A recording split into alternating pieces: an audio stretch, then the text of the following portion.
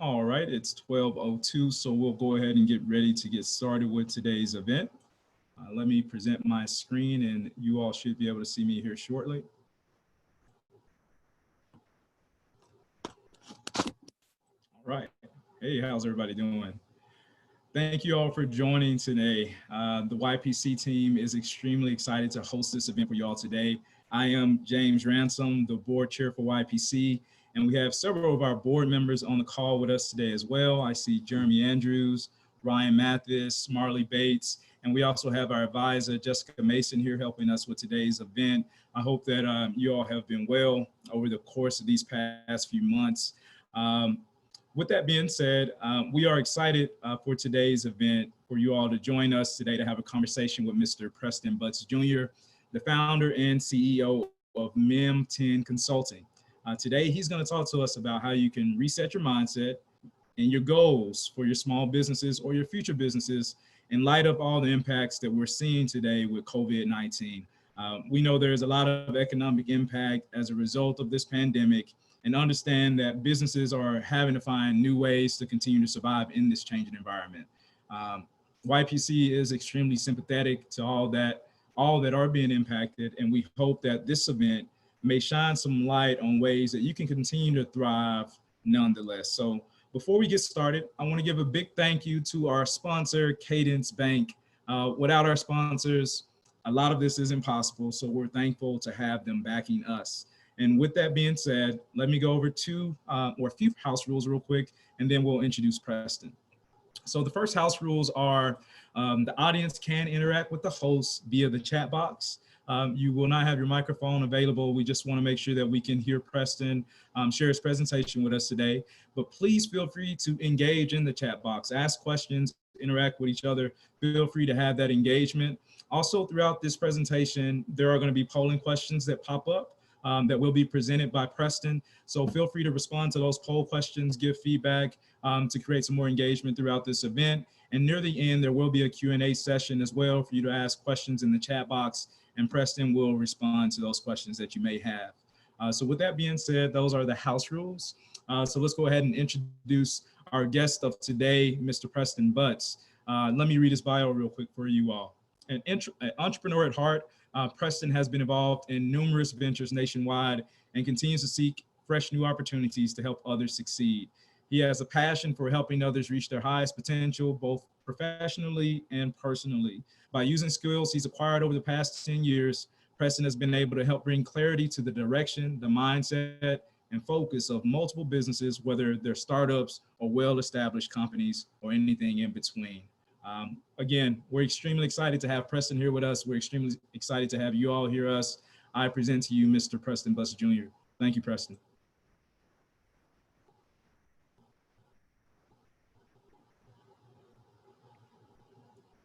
Start my video. There we go. Hey guys, can you hear me okay? Yes, we can. Okay, perfect. Hey, I just want to say good afternoon to everybody. I appreciate you all taking the time out of your day to just come speak with me and allow me to just tell you a little bit about me and my entrepreneurial journey, along with how COVID-19 has impacted. So I appreciate you taking time out of your day. A little bit about me, just really quick, outside of the bio and all that. I'm definitely, I'm a kid. I'm born and raised from Memphis. And everybody, the first question Memphians ask is what high school did you go to? I went to Germantown High School. I graduated class of '05, and then I went to school, private school in Arkansas called Lyon College, where I got my degree in business administration or business management from there. Going on from there, I was able to start my first job out of college, which was Hertz Rental Car. Really good group of people. I tell a lot of people it was the toughest, but also one of the most impactful jobs that I had because of the amount of work that it took to do front to back of the business. It was literally probably the first taste I got of being an owner, running one of those franchisees. From there, I was able to take an internship with the Memphis Grizzlies on the basketball operations side. that from there grew into a full-time position. So I was definitely a part of the grit and grind area, but I was also, which I'm proud of, I was part of the Western Conference Final Run with Coach Hollins and his team, and his coaches and his staff. It was awesome time to be there. And once I left there, I definitely I went to St. Jude Children's Research Hospital. I was on the ALSAC side. I was on the fundraising side of it. And after being there for 5 years and doing really well, man, I just God put it on my heart to step out on faith, and this is kind of how I got on the entrepreneur journey. So ultimately, in that time frame, a bunch of things happened in my life, but I was afforded the opportunity to start 4 businesses in right around 5 months. It's crazy because I acquired so many skills in my time in both locations. St. Jude gave me a skill set, a business, not just business, but it gave me the relational equity that it took to be a part of that wonderful mission and helping those kids. But it also gave me a network. It gave me the ability to go out and learn different people. And those are some of the things I want to talk to you about today. I didn't come with a lengthy presentation. I really wanted to just kind of talk to you guys and see where you are with your journey, and how I could best serve you. I know nothing against people who have the 6 points to success, but for me the journey has been a lot of learn as you go, but it's been knowledge that I've acquired that is pushing me more into being more successful every day. So I just really want to kind of give you guys some things on that. One of the things that I do want to stress in this process, if you're looking to be an entrepreneur, if you're already on that course, if you're trying to figure out how to grow or change your business, the one thing that I tell people, or that I tell people who ask how to overcome or how to set yourself apart, is value people over process. And that is how you should govern a lot of things in your life. But in the business realm, even if you're not the biggest extrovert or know how to work the room the best or finagle relationships, if you value people over process in every facet of your life, it will be something that will come back to help you when you look to start any venture on your own, when you look at going into partnership or try to figure out what it is that you love to do. I give the example of my first relationship, how I was able to start working with my trucking company.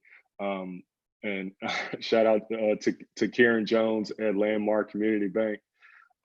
She was somebody who I came in young, I came in very ambitious, and she, instead of just not approving me because of where I was financially 7 years ago, she really took it upon herself to help groom and grow me, because she believed in who I was as a person, because of the amount of time that we spent together.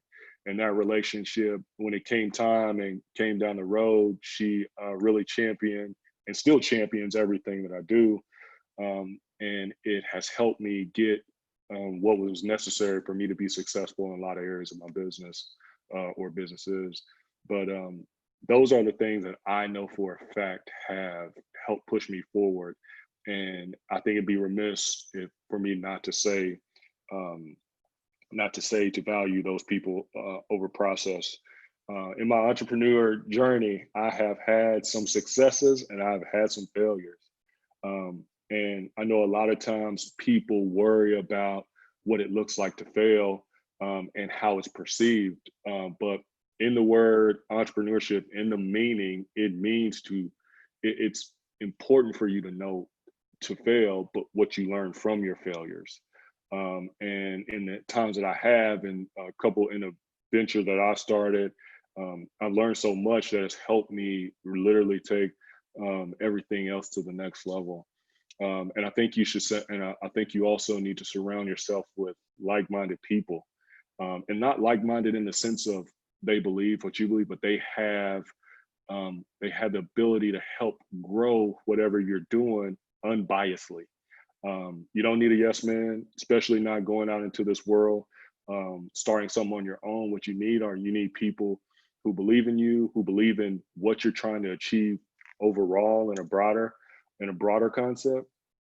And once you have that group, once you find those people leveraging their intellectual property and the things that you have along the way that mesh to be something great.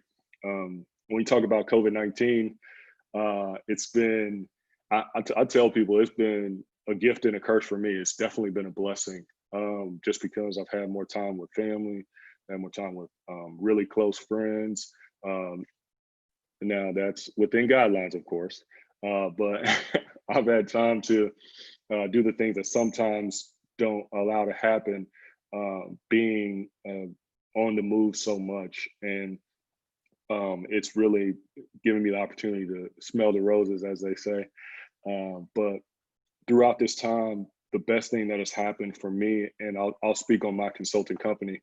So we were really heavy into helping businesses generate more revenue, whether it be nonprofits. We had a real strong focus in nonprofits, helping them attain their revenue goal, just because that was the easiest avenue for me. I had the ability to generate revenue at a great level for St. Jude. And so I was able to, I felt like that was a space I was more comfortable. And so doing that, you know, as it started going and progressing, I realized that I personally wasn't making the impact that I wanted to, because a lot of my work became contingent on solely dollar line performance, not also awareness.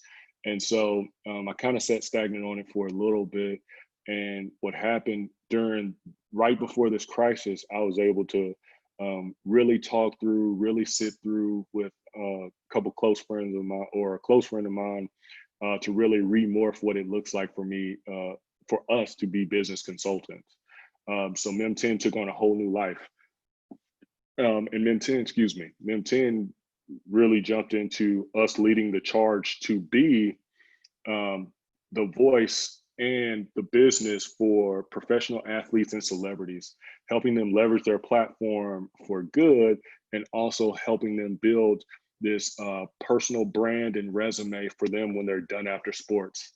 And it all came from a close relationship of mine, who I saw a gap, a major gap, for all that he was doing for people, but it wasn't being told. The story wasn't being told through any of his channels. So I asked him to let us just try it out and do it for free, and just learn about the process. And we were able to do that at a very high rate, or at a very impactful rate, and really start moving the needle for him personally, for him professionally, and just kind of what it looks like when he's done in that area. So it's been awesome since then. And I've had a great group working with me.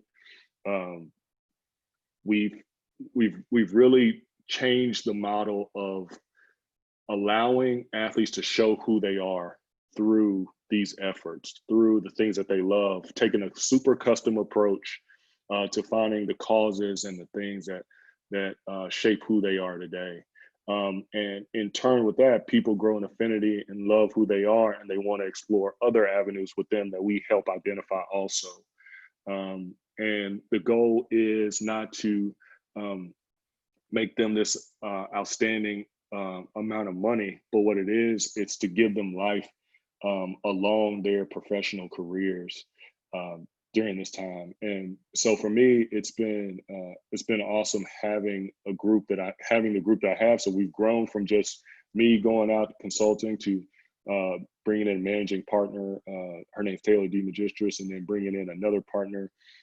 His name is Jacob Eliason, and these guys have literally put their blood, sweat, and tears into helping this thing morph into what it is now. We still do consulting for businesses, for profits, and nonprofits, but during this time frame, we've been able to go through a lot of brainstorming processes and think tanks, and things that we see that we think we can leave our mark and legacy on a space with not just a group of people, with a lot of people without us technically being in the forefront, because that's really what we're not doing it for.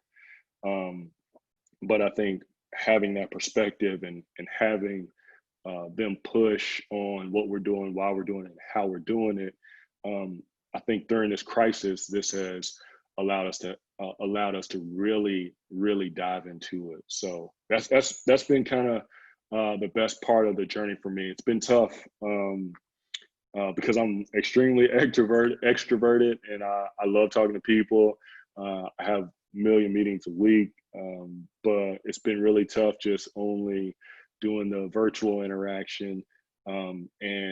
But I will say the good thing is it's made me focus and really get into the tactical stuff that I typically shy away from. So it's been really good. I've been able to really check on people that I haven't in a while. I also have been able to just really build out what I do for Memphis Athletic Ministries, and really help them or help set up the platform, the foundation for our development side of things, and how they're going to take it and just go crazy with it because of what's going on. So we want to grab the first polling question and just kind of see where you guys are. And please feel free to ask as many questions as you want along the way. So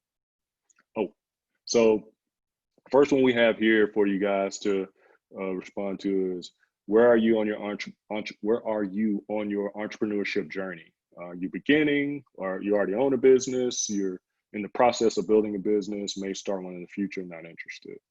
And that'll kind of help the content that we give you over the next few minutes. And we have a series of questions for you guys.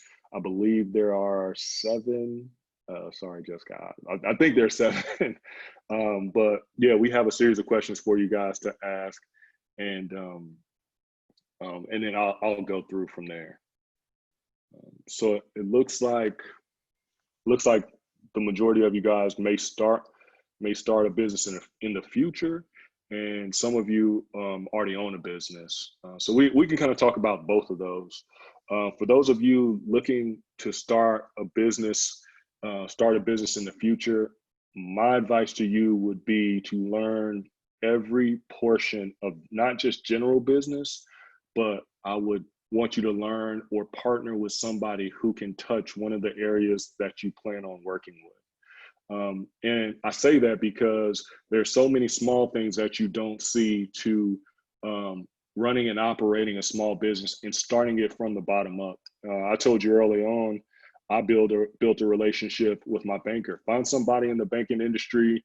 If you're not sure, or if you do or don't have the resources for what it costs to start a business, find somebody that you can start building a relationship with now, whether it be a loan officer, or whether it be somebody who has tied to it. Just start asking questions and having conversations and seeing if they have somebody in their portfolio currently that they may be willing to share information with, or make an introduction with, for you to make not just a sound decision, but see how their business works. I think one of the best things that happened for me was Karen introduced me, and Landmark introduced me to people who were already in the trucking industry. Even though I grew up around trucking because my parents own a trucking company, she was able to give me real perspective on all sides of the business. And when I reached out, they're very open to talking to you about it and how you can be successful.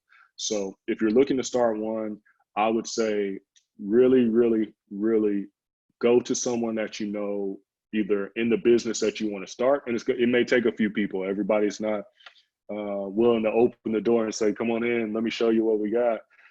But a lot of people are, especially in today's society, because a lot of times they're looking for young people, or just people in general, to pour into, to help them overcome the things that they did. I know it's definitely, for me, one of the things that I really enjoy doing personally, is because I don't want you to make the same mistakes I did if you can avoid them. And some of them may not be avoidable, but I really want you to be as successful as you can be, because in turn, that's a great commission for me and my family, is to serve others and give back as much as we can. And I think that's one of the greatest assets that we have. If you already own a business, I would say this: if you own a business, especially during a crisis, some of the big things you need to be doing are diving into the areas, a few different areas. The areas where you need to look at your tactical side, where you're spending the most money, where your products or whatever it is coming from, or what your highest costs are, and how can you either work on getting that down, because that's an immediate cost savings to your brand, or look how you can partner with somebody and leverage a little bit of your services to get those products and build a partnership that's mutually beneficial. And I tell people all the time, I'm willing to give up something to get somewhere.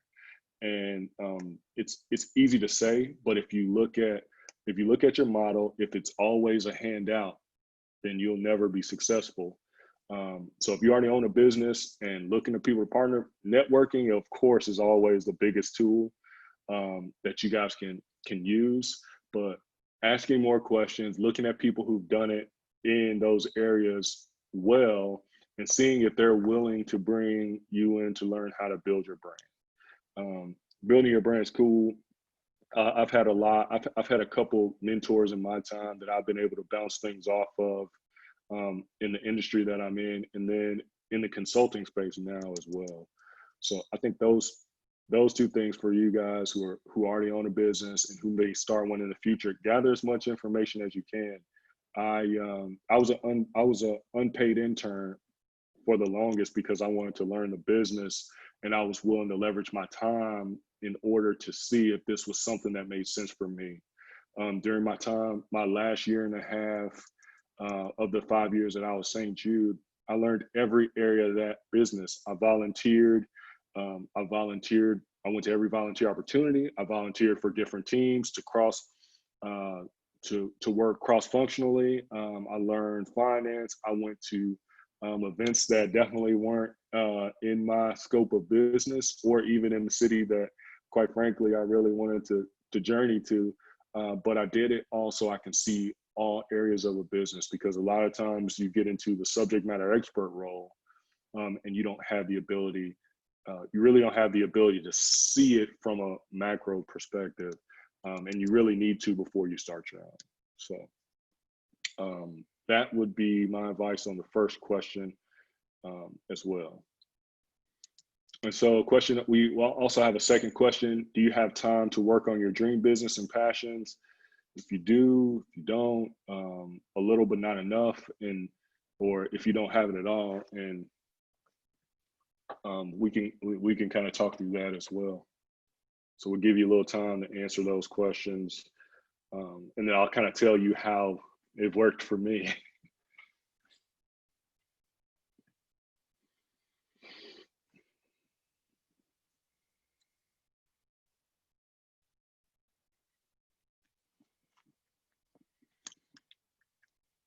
All right. So looking at the information from the poll, some of you do, and a lot of you really just have a little bit of time, but not enough. So I'll tell you kind of how it worked for me, especially being somebody that has a full-time job, but also runs a business. It's the time management piece is something that is critical in being able to do it. First is the analyzing and identifying. If you're trying to figure out what your dream is, what you love, what you're passionate about, I think a lot of that stuff doesn't come right away. You have to take a deep dive in your personal self. But once you figure that out, it's where do I go from there, or how do I start? And for me, early on, I had a really, really cool process of I'd work 9 to 5. I made sure, because I have 2 children, made sure that I got 2 hours before they went to bed, and then I spent about an hour or so with my spouse before she went to bed, and that was kind of my hot spot around when they went to bed at 8, couple hours up to clean up, help and do. And then around 11 p.m., I was able to work from about 11 to 3. So 11 to 2, sometimes 11 to 3 or 4, just depend on what I was going. But that was my time for me to literally put down all my thoughts, everything that I thought about my business, and put it down in a place. And that was time for me to focus on what was going on. And what I realized, the power in that, in writing it all down, because you have so many thoughts going through your head all day. What is for dinner? What are we doing tomorrow? Who have you talked to? What emails you have to send? All these different things. But taking that do not disturb time late at night or later in the evening, for me, was a sacrifice I was willing to make for my long-term success. And I didn't do it every night. I started off more so doing it once, kind of twice a week. And then it started picking up once I start really funneling down to the area that I wanted to work in and researching and putting that stuff together. And it's a grind, man. A lot of people really don't want to talk about that portion of it, but you will give up a little bit of sleep. You will give up a little bit of family time, but what you're doing is, it's for a season. Make sure it does not become your life, because if it becomes your life, that breeds low productivity, and ultimately you won't be happy no matter how successful you are. So put those boundaries in place. Try to separate your business and your personal as much as you can. I get told all the time it's a gift and a curse, but really try to keep those as separate as possible for your success. So that is it for that one. All right. Says, how do you cope with work-life balance? Speaking of those balances and boundaries that you're putting in place, how do you cope with them?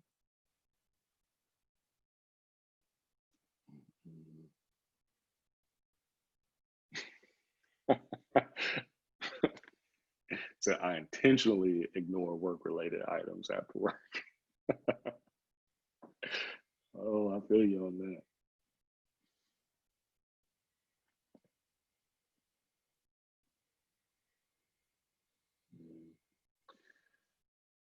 So for me, I struggle with this one a good amount, and I especially did early on. I didn't really have a work-life balance, but one of the things I learned over time, and it's an old saying that my mom used to tell me all the time, is, you can't outwork work, and that doesn't mean that it makes it okay to cut it off, but at the same time, if you don't take time for yourself, it diminishes your health, your mental stability, your physical stability, and it also really, really just impacts just your cognitive thinking as a whole. I know for a while I was working. I was working to my detriment, gaining weight. I was super stressed out. I was losing hair. I was doing all these different things because I wanted so much to please all people of all areas of business that I was working in. And I had to finally get to the point to say, my life is more important, and my life as a whole is my health is more important than finishing up a presentation a day before its deadline, or doing these different things. So I had to put hard stops in place for me. And one of those for me is, which sometimes I get in the way, but I put hard stops on Sundays. I don't touch anything on Sundays. If I do, it's after my kids go to bed. My weekends are reserved to my family, to my friends. I really try to cut it off as much as I can. Friday after about 10 p.m. Good thing about COVID is it's not much you can go do. So you get more hours during the day and during the evening. But I do still make sure that I keep my employer satisfied, along with the people that I work with on projects as well. So my phone is always on, but after a certain time, it's the expectation has been put there in a certain day of the week, that I let people know up front, hey, these are things that I value. I'm very transparent, and I give them a high level of work when I am on call per se. So as long as you put everything that you have, the expectation is for you to put your hard boundaries in place. Talk to your spouse. Talk to your people and see what makes the most sense, because you can't always turn off. But if you can find pockets where you can, and that's the route that I would go to see what makes sense, and just kind of how they're feeling, gauge how they're feeling, because sometimes that's just as impactful. I know for me, one of the biggest things when my daughter was 2 years old, or no, she was 3 years old. She's like she can barely talk. And one of the eye openers for me was her telling me, Daddy, can you just put your phone down? And once she said that, that struck a nerve in me. It's like, who am I becoming?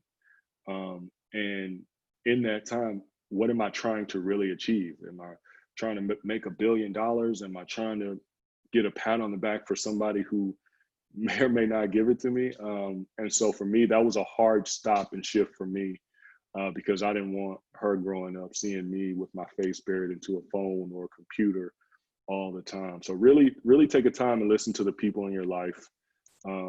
Their approach may not be the best, but your responses may not be the best as well. So that would be my advice as well.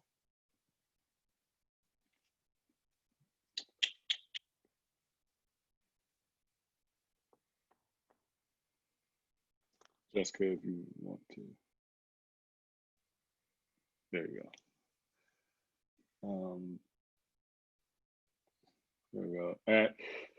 At your business or place of employment, what is the current work environment policy in response to COVID-19?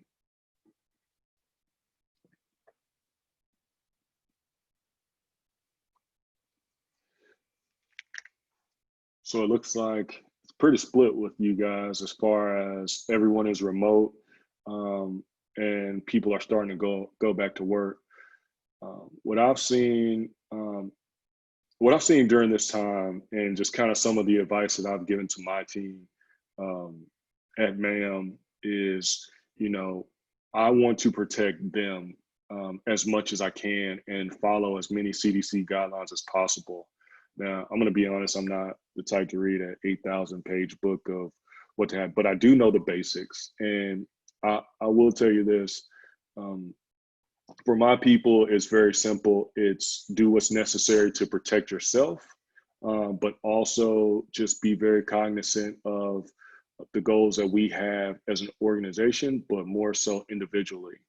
And if it's feel that any of that is compromised, come talk to me. We have just an open door policy. I'm really good at customizing what's best for them and their family, especially with small children. I totally understand the risk and the fear, and so we try to minimize it as much as we can. We don't have entire staff in the building. They have alternate places to work. We're balancing between everyone's currently remote as it is anyway, but the reentry is going to come with strict guidelines, because we know just like some of you guys, you have elderly people, if not living with you, around you on a daily or weekly basis, and we know the impact that it's having on that very influential generation in our life. So for me, it's make sure to just communicate with your employer. If you're going back to work, be open and honest, and but really push them to show you what they have in place if you're really struggling with re-entering into the workforce. I guarantee you, a lot of them are trying to find the best ways possible to accommodate you all and figure out the best way. And just keep an eye on what's going on in the world. Keep an eye on the cases and the business and the things like that. And I have not clicked on this chat one time. But yeah, keep an eye on what's going on in the world, see where it's being affected the most. And then if it's an area that you work in, just bring it up to your employers. Like, they're open to having the conversation. They're battling just like we are on our side, reopening for the sake of having something to still go off of, so that you can, once this is over, still have a place to work, along with, you know, keeping you all safe and out of harm's way. So, yeah.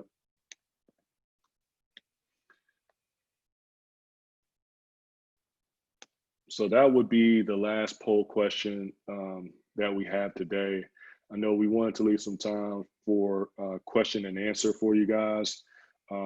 But I really want to just let you know that I'm here as a resource. Being a small business owner, it takes all of us to introduce somebody to something, to help get a cost down here. It's a community. And I think the more that we take power in that, the more successful we can be as a whole. I know I love this city. I love the people here. I'm born and raised from here. I tell people all the time, I'm just a kid from Memphis, but this isn't just my home. This is where I'm looking to leave my, not just business legacy, but my legacy as a whole. I believe this city has so much to offer. We're constantly a hidden gem. And so if there's anything that you all need from me, they have my information. You can please feel free to reach out. When all this is done, I don't mind grabbing coffee. I don't mind talking via email. I love to just help you guys in any way. Thank you again for your time today. Hey, thank you, Preston, for hosting such a great event for us. We want to thank you all for joining us today for our networking, or not networking, our video series about living in the new norm here with COVID-19. Again, thank you, Preston. I know that Preston's information can be found on his website at MEM10Consulting.com. So thank you again, Preston, for the information and the insight today. Hopefully you all can leave with some new ideas or information on how you can continue to improve your life. With that being said, we do plan on having more YPC events. We know that we're kind of in a different situation right now with the pandemic. We're not able to have our typical events. So the next event that we're actually planning is going to most likely be more of a networking event. Be on the lookout for our newsletter. We'll share more information via email, or you can always find more information on our website, on the Greater Memphis Chamber website. And again, if you have any questions, concerns, or feedback, please feel free to reach out to us. Have a good rest of your day. Thank you. See you guys. See you, Preston.